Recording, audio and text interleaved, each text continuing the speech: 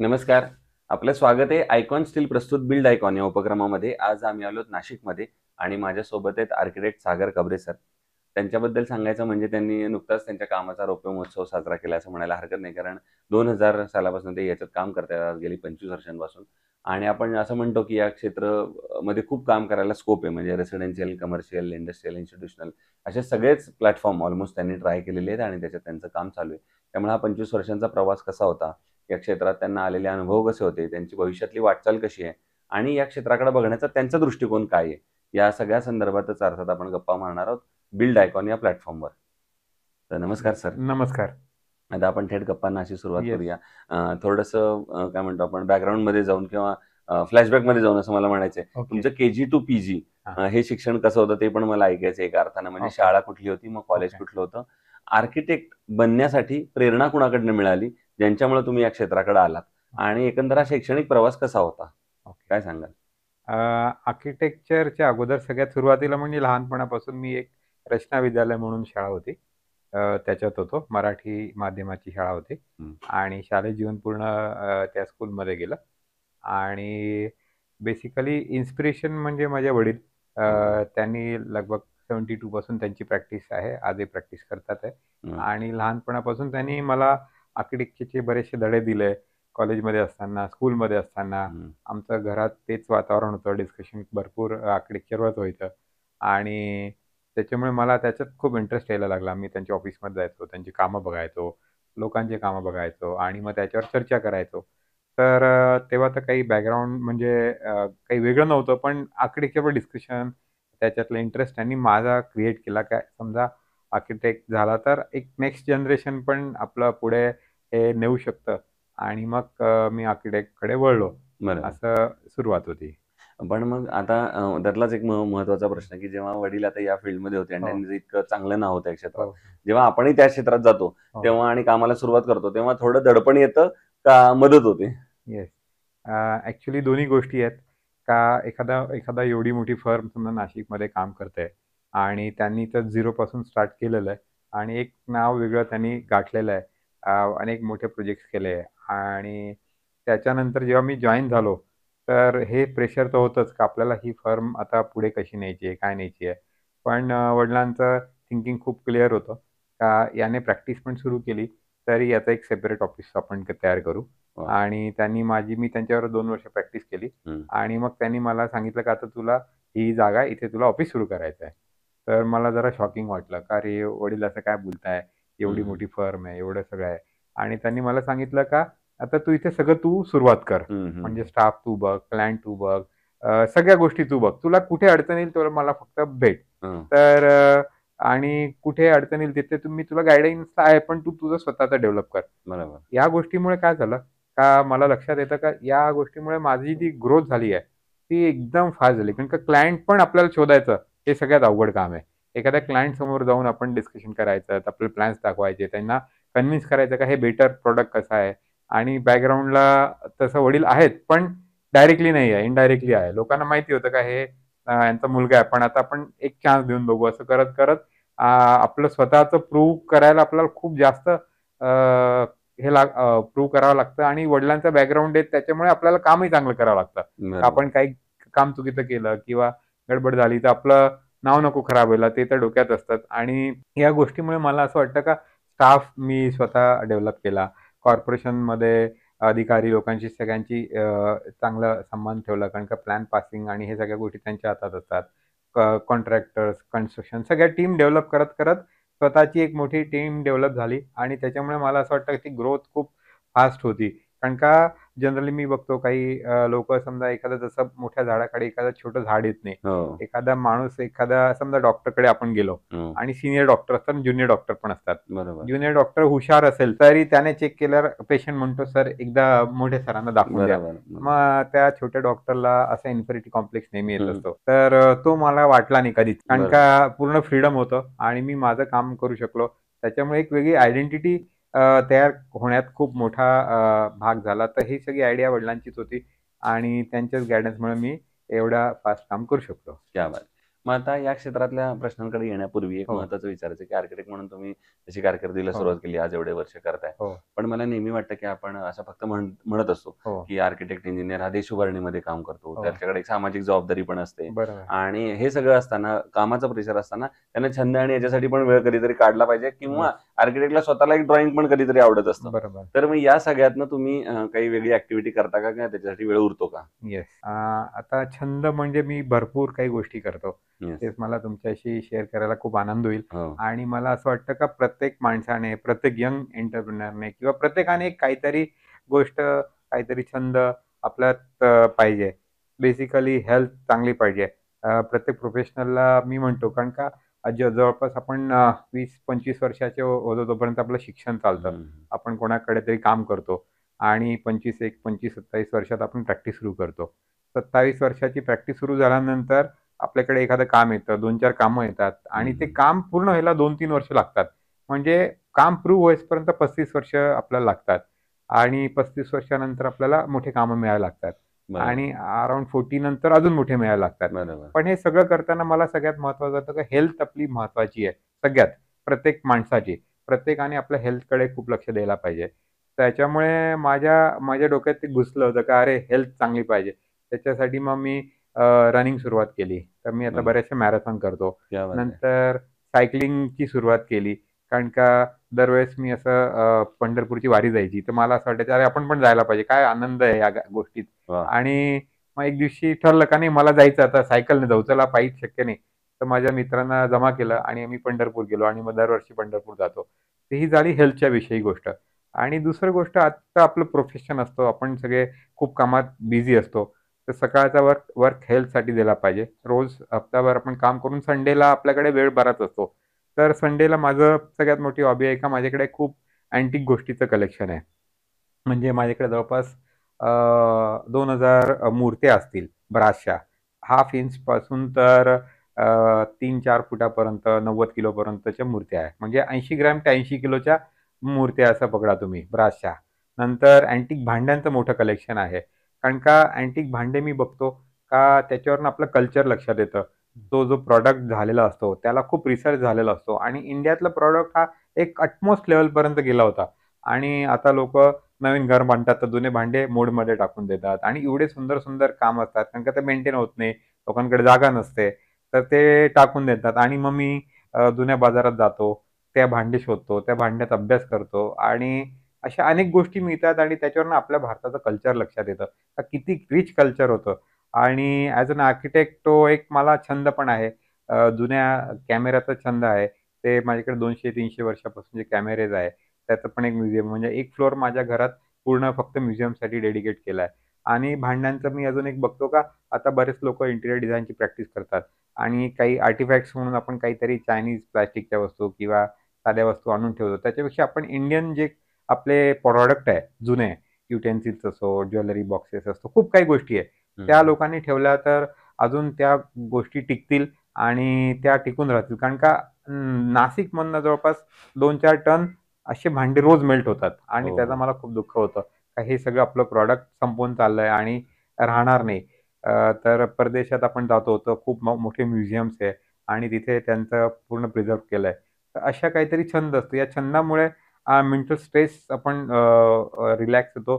त्या गोष्टीत आपण रमतो आणि कुठल्याही गावाला गेलो, कुठे गेलो तर त्याच वस्तू आपल्याला आपोआप दिसायला लागतात.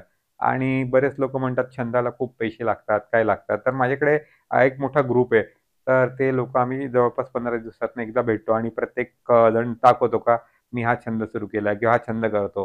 तर त्यात मला 2-3 लोकं असे भेटले का एक लेडी आहे, ती मातीचं कलेक्शन करते. म्हटलं वाह! मातीचं काय कलेक्शन करायचं? तर ती कुठल्याही ठिकाणी जाते, तर तिथली माती घेऊन येते. एक जण आहे, तो न्यूजपेपरचं कलेक्शन करतो. म्हटलं न्यूजपेपरचं काय कलेक्शन करतो? तर त्याच्याकडे भारत स्वातंत्र्य झाल्यापासून हं. ज्या-ज्या महत्त्वाच्या घडामोडी झाल्या आहेत, त्याचं कलेक्शन त्याच्याकडे आहे. वाह! तर असं काही नाही का पैसे खूप लागतात किंवा पण खूप एक्सपेन्सिव्ह. पण एक छंद असल्यामुळे माणसाचं आरोग्य नीट राहतं. माणूस दुसऱ्या गोष्टीमध्ये बिझी असतो आणि आपलं कल्चर पण टिकून राहतं. त्याच्यामुळे नक्कीच. हे आर्किटेक्चर सोडून हे करण्यात मला खूप इंटरेस्ट वाटतो क्या आणि बात है! सगळ्यांनी हे करावं असं वाटतं. वाह! नक्कीच. आता या क्षेत्रातल्या काही प्रश्नांकडे येऊया. या येस. क्षेत्रातला आणखी एक महत्त्वाचा आणि कायम भेडसावणारा प्रश्न म्हणजे या क्षेत्रात तुम्ही बघितलं असेल अकुशल कामगारांचं प्रमाण फार जास्त आहे हो, आणि अशा लोकांबरोबर काम करणं बऱ्याचदा धोकादायक सुद्धा आहे. बरोबर. तर तुम्ही कशी ती परिस्थिती हाताळता साईटवर? ओके.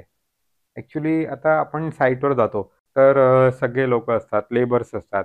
काही-काही लेबर अतिशय हुशार असतात. म्हणजे मी म्हणतो मी ड्रॉइंग चांगलं करू शकतो, पण एक्झिक्युशन करणं हे खूप डिफिकल्ट असतं आणि ते लोकं खूप खूप स्किल्ड असतात. म्हणजे असा एखादा मिस्त्री बघतो, आपण एखादं ड्रॉइंग दिलं, तो त्याच्यापेक्षा बेटर सोल्युशन काढू शकतो आणि काही-काही एकदम अनस्किल असतात.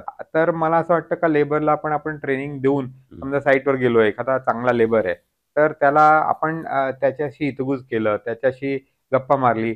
मी कुठलंही समजा डिझाइन केलं, तर साइटवर सगळ्यांशी डिस्कस करतो. मालकाशी डिस्कस करतो, इंजिनिअरशी डिस्कस करतो. कारण की इंजिनिअरिंग प्रॉब्लेम वेगळे असतात. एखादा लेबर उभा असतो, त्याला विचारलं, "अरे, हे असं राहिलं तर काय होईल आणि असं राहिलं तर काय होईल?"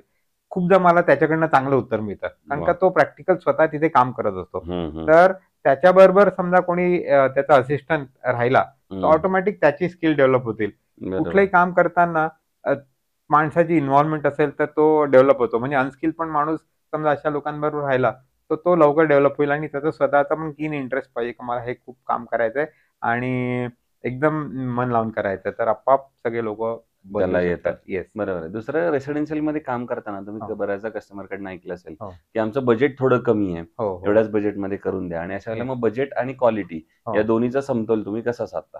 ओके. ॲक्चुअली मला असं वाटतं बजेट आणि क्वालिटीपेक्षा बरेच मटेरियल जे असतात, म्हणजे आपण बघतो का मटेरियल आपण समजा साधं मटेरियल घेतलं, तर त्याची वर्कमनशिप चांगली असेल, तर आपोआप प्रॉडक्ट चांगला होतो.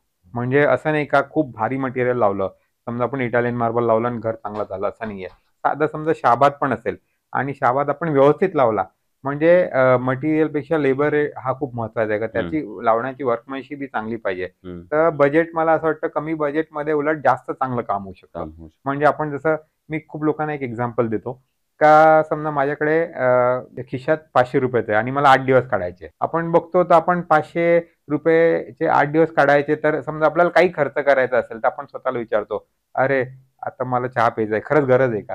नसेल तर आपण सोडून देतो आणि पुढे जातो आणि ते ₹500 बरोबर टिकवतो. तसं बरोबर. घर करताना पण तुमच्याकडे बजेट कमी असेल, तर तुमची क्रिएटिव्हिटी खूप वाढते.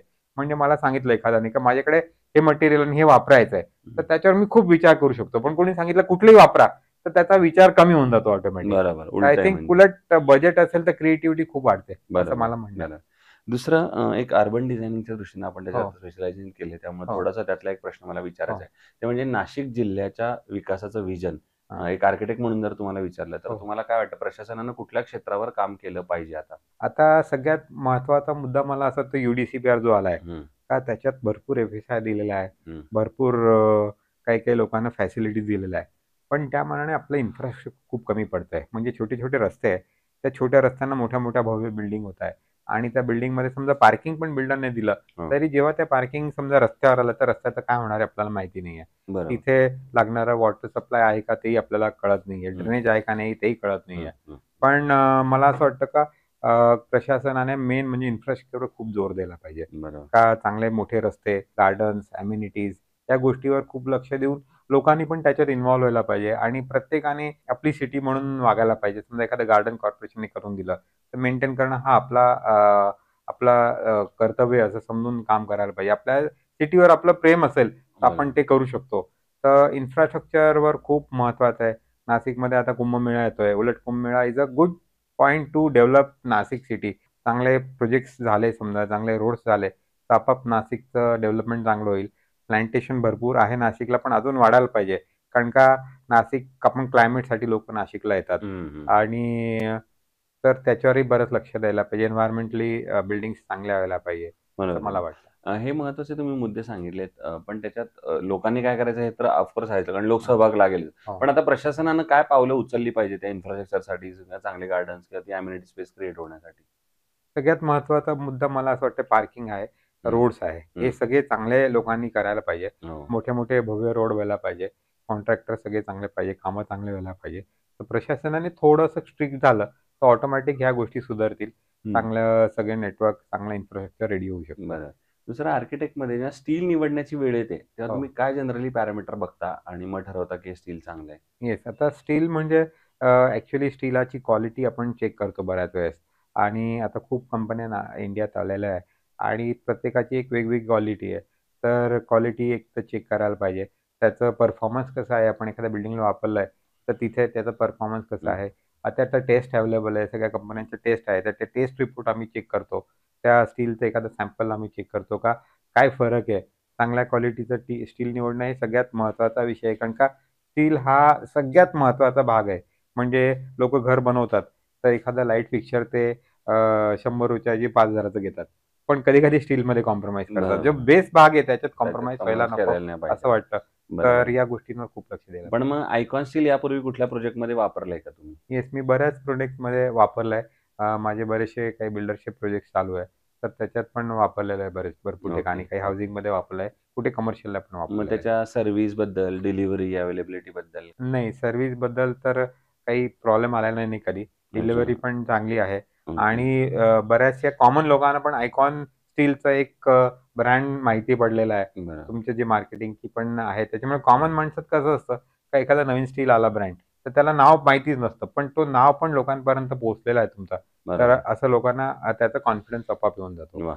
आता अगदी शेवटचा प्रश्न आहे म्हणजे येस. सुरुवातीला जसं तुम्ही म्हणालात तसं हो, की तुमचे वडील या क्षेत्रात होते, तुम्ही या हो. क्षेत्रात आहे आणि आता तिसरी पिढी लवकरच या क्षेत्रात येस, येतीये. येस. तर या क्षेत्रात मग असे जे तरुण आर्किटेक्ट अजूनही हो, येत आहेत, तर त्यांना तुम्ही एक सीनियर म्हणून आणि एक वडीलधारा माणूस म्हणून काय सल्ला द्याल या क्षेत्रात येस. येण्यापूर्वी? आता कुठलंही फील्ड आहे, तर त्याच्यात पॅशनेटली काम सगळ्यांनी करायला पाहिजे. बरोबर. पहिली गोष्ट. दुसरी गोष्ट का कुठलंही काम करताना ते आपलं काम आहे असं समजायला पाहिजे. समजा एखादा प्लॅन मी बनवतोय, तर हा मी या घरात मी स्वतः राहणार आहे. हे हं. विचार केला. हं. प्रत्येक रूम मला चांगली आहे का? मी या रूममध्ये झोपणार आहे, तर मी कम्फर्टेबल राहील का? असा विचार केला का ऑटोमॅटिक प्लॅन चांगला होऊ शकतो. प्रत्येक वेळेस तुम्ही प्रश्न विचारा. त्याच्यात तुम्हाला उत्तर नाही सापडलं, तर त्याच्यावर अजून काम करा. वाह! तो एक महत्त्वाचा भाग आहे का तुमचं डेडिकेशन त्या गोष्टीत पाहिजे. त्याचा पुढचा एक महत्त्वाचा भाग म्हणजे इथिकल प्रॅक्टिस. हं. हा सगळ्यात मोठा भाग आहे. बरं. सगळे बरेचसे आता बघतो आपण का लोकांना लवकर श्रीमंत व्हायचं आहे. पण हे लाँग लास्टिंग नाही आहे. तर इथिकल प्रॅक्टिस करणं हे खूप महत्त्वाचा भाग आहे हं, हं. आणि तो प्रत्येकाने करायला पाहिजे. प्रॉपर प्रॅक्टिस करा, चांगल्या पद्धतीने करा, चांगल्या लोकांना गाईडन्स करा आणि प्लॅन्ट म्हणजे आपण स्वतःचंच घर करतोय किंवा स्वतःची बिल्डिंग करतोय असा विचार करून डिझाइन करा. बिल्डिंग लाँग लास्टिंग व्हायला पाहिजे. आपलं Indian context is very different than abroad. नुसतं अब्रॉडच्या बिल्डिंग कॉपी करून काही उपयोग होणार नाही. तर आपल्याला आपल्या कॉन्टेक्स्टप्रमाणे बिल्डिंग काम करायला पाहिजे. क्या असं बात है! वाटतं मला. हे होते आर्किटेक्ट सागर काबरेजी आणि त्यांनी सांगितलं त्याप्रमाणे सगळ्यात महत्त्वाचं मला असं वाटतं आपण केलेल्या कामाचा म्हणजे केलेल्या कामाला आणि त्या विश्वासाला दोन्हीला तडा जाणार नाही अशी जर करेक्ट. काळजी घेतली अर्थात सांगण्याचा उद्देश असा की ती क्वालिटी आणि ते रिलेशन आणि तो विश्वास हे जर दोन्ही तुम्ही मेंटेन केलं तर या क्षेत्रामध्ये तुम्ही नक्की यशस्वी व्हाल.